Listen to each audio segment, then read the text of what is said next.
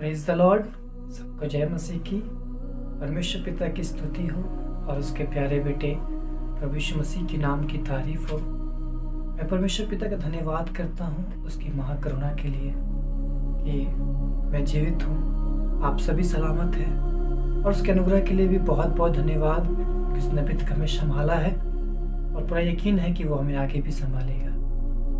सो आइए आज फिर से हम लोग उसके संदेश से सुनने जा रहे हैं, सीखने जा रहे हैं और जानने जा रहे हैं कि प्रभु हमसे क्या चाहता है। तो आइए आज के संदेश के बुनियाद को हम लोग डालेंगे। जो वचन हमें मिलता है पहला कुरिन्थियों उसका 15 अध्याय और उसका 22 पद को हम लोग पढ़ते हैं। और जैसे आदम में सब मरते हैं वैसे ही मसीह में सब जिलाए जाएंगे। आइए हम लोग छोटी सी दुआ करेंगे ताकि परमेश्वर हमसे बात करे, अपने कलाम से हमसे रूबरू हो। अब्बा पिता, हम आपको धन्यवाद करते हैं प्रभु, आज इस कलाम से प्रभु आप हमें रूबरू करें, आप हम पर प्रकट करें प्रभु जी आपके दिल की बातों को, आपकी डिजायर को। हम दुआ करते हैं प्रभु जी कि पिता किस तरह पिता ये वचन को आप हमारे सामने रखना चाहते हैं, आप रखने के लिए हम प्रार्थना करते हैं प्रभु। आज का वचन हमारे मरे हुए जीवन में जान डालने पाए, हमें जागृत करने पाए, हम ऐसी दुआ करते हैं।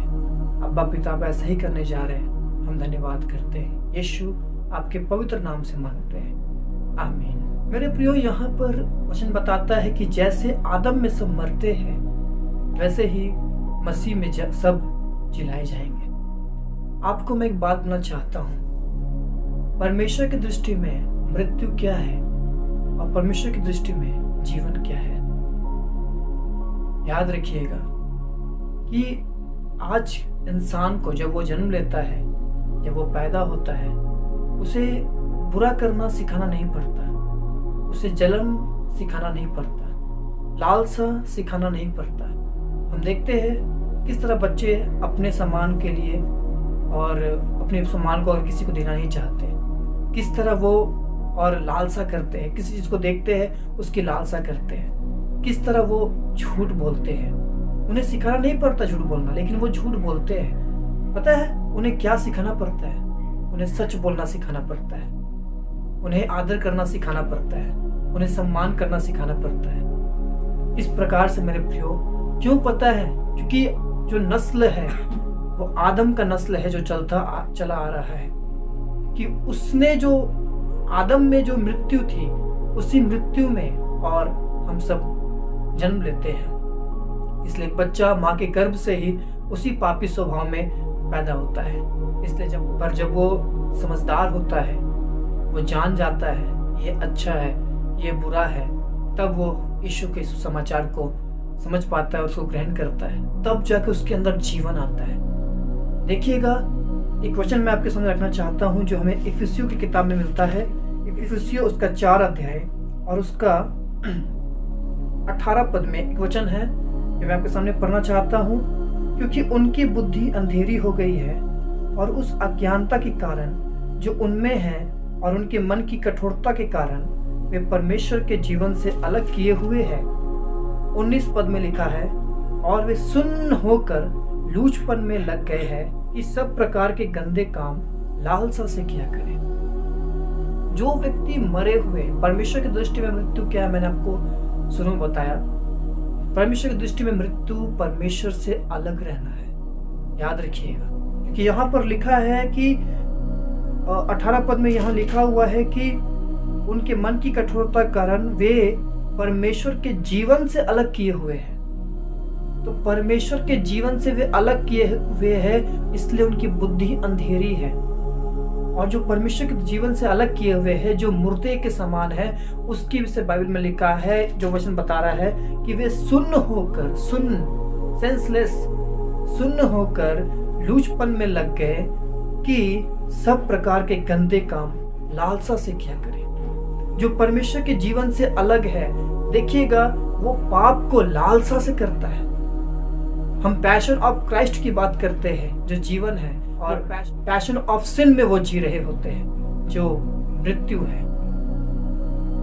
इसलिए इफिसियों में ही उसी का 5 अध्याय और उसका 14 पद में एक वचन लिखा है कि यहाँ पर लिखा है, इस कारण वह कहता है, हे सोने वाले जाग और मुर्दों में से जी उठ, तो मसीह की ज्योति तुझ पर चमकेगी।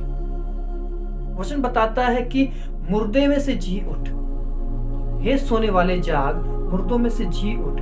क्यों वो पाप को लालसा से करते हैं? क्योंकि वो मरे हुए हैं। क्यों उन्हें झूठ बोलकर कोई फर्क नहीं पड़ता? क्यों उन्हें झूठ बोलना एक प्रकार की रीति लगती है? आजकल के जवान बच्चे, जवान लोग, जवान भाई बहन, गाली देना एक भाषा है। फिल्मों में इसको लोग सामने परोसा जा रहा है कि गाली जो है वो तो एक भाषा है, और लोग गाली देकर और अपने आप को कुछ समझने लगते हैं। क्यों आज लोग ठट्ठा करते हैं दूसरों का और उन्हें कोई फर्क नहीं पड़ता?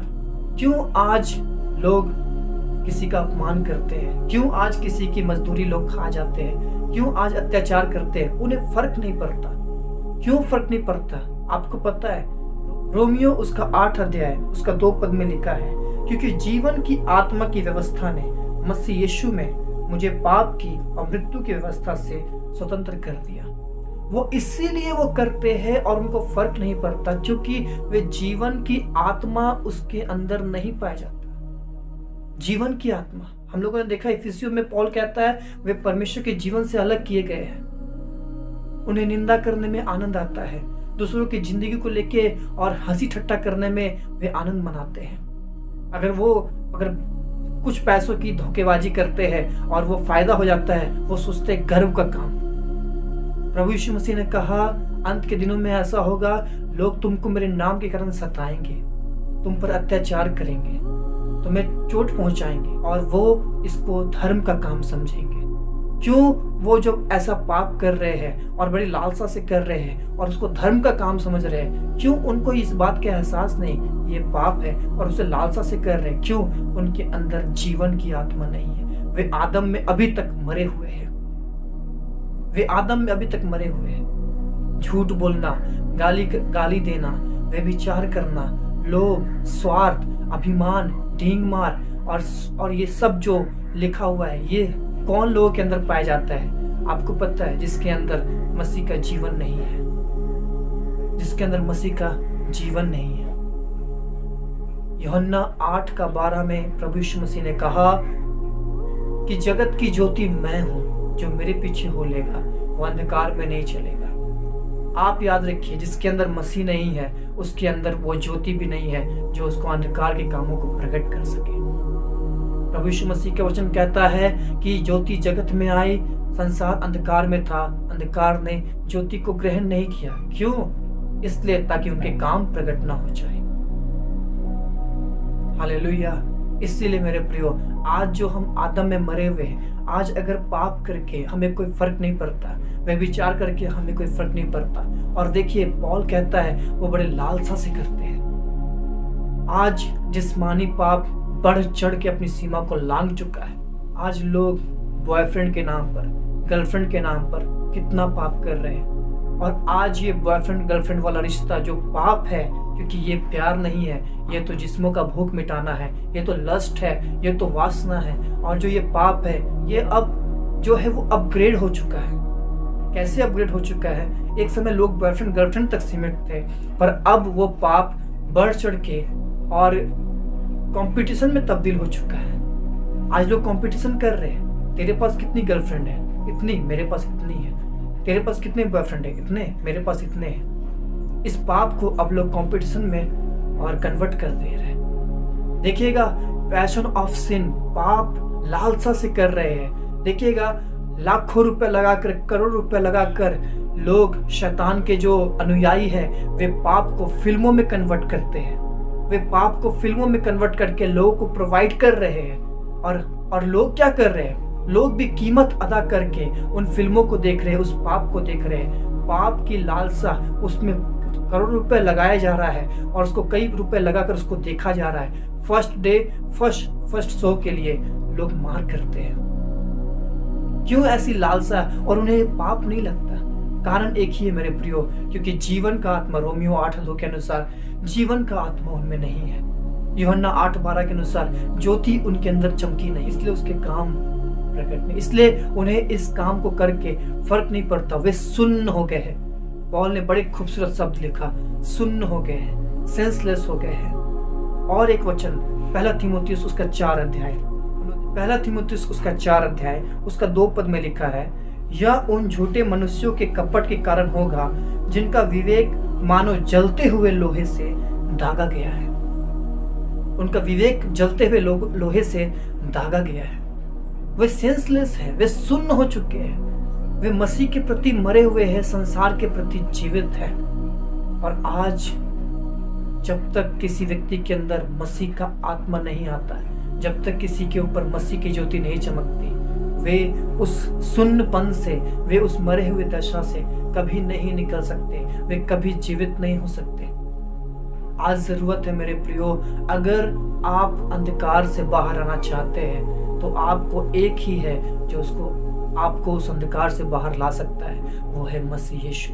वो एक ऐसी ज्योति है जिसके बगैर अंधकार के काम प्रकट नहीं हो सकते। अच्छी बातों से, अच्छे तालीमों से किसी का जीवन परिवर्तन नहीं हो सकता। कोई अंधकार से ज्योति में नहीं आ सकता। अंधकार से ज्योति में लाने का जो मार्ग है वो एक ही है, वो यीशु। परमेश्वर की नजर में जो जीवन है वो यही है, उसका बेटा लोगों के अंदर होना, यही है पिता की नजर में जीवन। और उसका बेटा कहता है कि मार्ग मैं हूं, सच्चाई मैं हूं, जीवन मैं हूं। जिसके अंदर यीशु नहीं, उसके अंदर जीवन भी नहीं। आज जितने भी लोग संसार के प्रति जीवित हैं और मसीह के प्रति मरे हुए हैं, मैं उनसे कहना चाहता हूं, आपको संसार के प्रति मरना और मसीह यीशु के लिए जीवित होना चाहिए। क्योंकि वही है जो आपको उस दोगत से बचा सकता है, वही है जो आपको उस नरक की आग से बचा सकता है। उसने नरक की आग से बचाने के लिए हमारे लिए, हमारे पापों के लिए हमारा कफारा बना, हमारे लिए बलिदान हुआ, हमारे लिए वो जी उठा। हालेलुया। और आज वो बुलाता है, आज वो बुला रहा है हमें अपने साथ उस जीवन में जाने के लिए, हमें उस ज्योति में आने के लिए, जिसमें हम अपने अंधकार के कामों को, अंधकार के निष्फल कामों को तजे। ये उसकी लालसा है, ये उसकी इच्छा है मेरे प्रियो, कि आज हम सब बचाए जाए, आज हम सब शैतान के हाथों से छुड़ाए जाए। आज उसने हमें भरमा के रखा है, पाप को पाप की तरह नहीं दिखाता। आज जो पाप है वो फैशन हो गया है। आज लोग बिना शादी किए रह रहे हैं, जिसको पाप कहते हैं उसको आज की भाषा में लिविंग रिलेशनशिप कहते हैं। आज हमने सिन को फैशन बना दिया है। जो पाप एलिया के समय हुआ करता था, बाल के जो बच्चों का बलिदान बाल को किया जाता था, आज उस पाप को कन्वर्ट कर दिया गया है एक नए नाम में, फैशन में। पता है क्या? एबॉर्शन। एबॉर्शन जब किया जाता है तो उस बच्चे के अंदर प्राण होता है, उसे दर्द होता है, उसे काट काट के निकाला जाता है। किस लिए पता है? अपने झूठे शान के लिए, अपनी झूठी जिंदगी के लिए, अपने झूठे मर्यादा के लिए हम बच्चों की हत्याएं करते हैं। और कुछ माँ तो इतनी निर्दयी होती है कि बच्चे के जन्म होते ही कूड़ेदान में फेंक देती है। क्यों? उनको इन कामों से फर्क नहीं पड़ता। जीवन का आत्मा उसके अंदर नहीं है। मेरा प्रभु यीशु मसीह आज आपको बुलाता है कि आओ, इस जीवन में आओ, मुझे अपना लो। मैं ही जीवन हूँ, मैं ही राह हूँ, मैं ही ज्योति हूँ। मेरे प्रियो, मैं आपको कहना चाहता हूँ, आप और हम अगर संसार के प्रति अभी तक जीवित हैं, इसका प्रमाण ये है कि इन बुरे कामों को करने की हम लालसा करते हैं और इसको करने से हमें कोई फर्क नहीं पड़ता। मैं आपसे कहना चाहता हूँ, आज हमें संसार के प्रति मरना चाहिए और यीशु के लिए हमें जीना चाहिए। और यीशु के लिए जीवन क्या है, यीशु के लिए जीना क्या है, मैं आपके सामने आखिरी वचनों को रखना चाहता हूँ और फिर मैं इस संदेश को अंत करूंगा। यहाँ पर लिखा है 2 कुरिन्थियों उसका 6 अध्याय उसका 3 पद से मैं पढ़ रहा हूँ। हम किसी बात में ठोकर खाने का कोई भी अवसर नहीं देते ताकि हमारी सेवा पर कोई दोष ना आए, परंतु हर बात में परमेश्वर के सेवकों के समान अपने सद्गुणों को प्रकट करते हैं। मसीह के लिए जीवन, मसीह के लिए जीवित, उसका प्रमाण मैं आपके सामने रख रहा हूँ। बड़े धैर्य से, क्लेशों से, दरिद्रता से, संकटों से, कोड़े खाने से, कैद होने से, हुल्लड़ों से, परिश्रम से, जागते रहने से, उपवास करने से, पवित्रता से, ज्ञान से, धीरज से, कृपालुता से, पवित्र आत्मा से, सच्चे प्रेम से, सत्य के वचन से, परमेश्वर की सामर्थ्य से, धार्मिकता के हथियारों से जो दाहिने बाएं हाथों में है, आदर और निरादर से, दुर्नाम और सुनाम से। हालेलुया। इन सब तरीकों से हम मसीह के सद्गुणों को प्रकट करते हैं। पौल इन सब चीजों को क्यों झेल पा रहा था आप जानते हैं? क्योंकि वो कहता है संसार मेरी दृष्टि में, मैं संसार की दृष्टि में क्रूस पर चढ़ाया गया हूं। अब उसे दुर्नाम से, सुनाम से और अपमान से, बदनाम से, क्लेश से, दरिद्रता से, किसी चीजों से कोई फर्क नहीं पड़ता था, क्योंकि वो संसार के प्रति मर चुका था और वो अपने मसीह के लिए जीवित था। अगर आप संसार के प्रति जीवित है, याद रखिए आपको निंदा से फर्क पड़ेगा, और आप किसी की निंदा करें तो आपको कोई फर्क नहीं पड़ेगा, आपको अपमान से फर्क पड़ेगा। याद रखिए, अगर आप क्लेश उठा रहे हैं, दुख में है, वो आपको प्रभावित कर सकती है। लेकिन अगर आप मसीह में हैं तो अगर आपका निंदा होता है आप आनंद करोगे, अगर आप क्लेश में हो आप आनंद करोगे। क्यों? क्योंकि मसीह ने कहा मैं अपनी शांति तुम्हें दिए जाता हूँ। उसकी शांति क्या है? झील में आंधी और तूफान था और लिखा है यीशु उस तूफान में नाव में सो रहा था। सारे चेले डर चुके थे पर मसीह सो रहा था। क्यों? उसका आनंद, उसकी शांति किसमें थी? पिता में थी। वो जानता था पिता मेरे साथ है, ये लहरें मुझे डुबा नहीं सकती, और वही शांति वो हमें देना चाहता है। आखिरी वचन 2 कुरिन्थियों उसका 6 अध्याय और उसका 4 पद को मैं आपके सामने पढ़ता हूँ। मैं तुमसे बहुत हियाव के साथ बोल रहा हूँ, मुझे तुम पर बड़ा घमंड है। मैं शांति से भर गया हूँ, अपने सारे क्लेश में मैं आनंद से अति भरपूर रहता हूँ। आप अगर मसीह के जीवन में हैं तो आप क्लेश में आनंद से अति भरपूर रहेंगे। आमीन। क्यों? मसीह का जीवन आप में है। फिर आपको कोई फर्क नहीं पड़ता संसार आपको ताने देता है, फिर आपको कोई फर्क नहीं पड़ता कोई आपको सम्मान देता है, कोई आपका अपमान करता है। आपको सिर्फ एक बात से फर्क पड़ेगा, मेरा खुदावंद मेरे विषय क्या सोचता है। मेरे प्रियो, अपने आप को संसार की दृष्टि से देखना बंद करें।